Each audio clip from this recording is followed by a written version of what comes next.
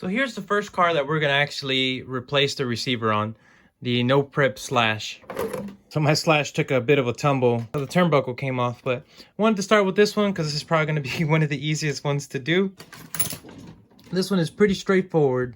I need a channel 1 for steering and a channel 2 for throttle. So we go ahead and remove that, unplug everything here.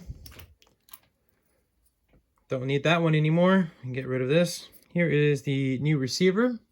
You're going to use double-sided tape. I'm going to remove this Velcro here, and we're going to put it right there. Once you have your channel 1 for steering and channel 2 ESC, we're going to put our bind plug on the bind channel. Going to go ahead and hold bind and turn on at the same time. Then we'll give it some power. And it's as simple as that. Now we just have to go through the settings and adjust the endpoints.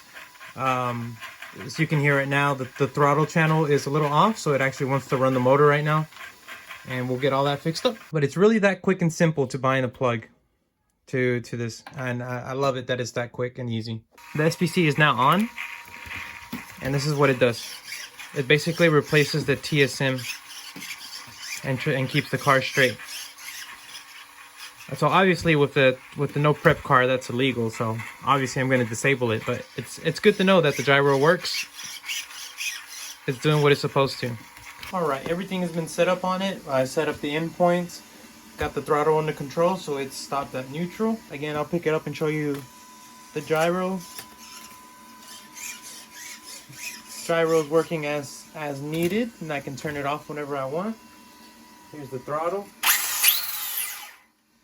That's going to do it for this video, guys. If you have any questions, as always, leave them down below. Don't forget to hit that like, subscribe, and we'll see you next time.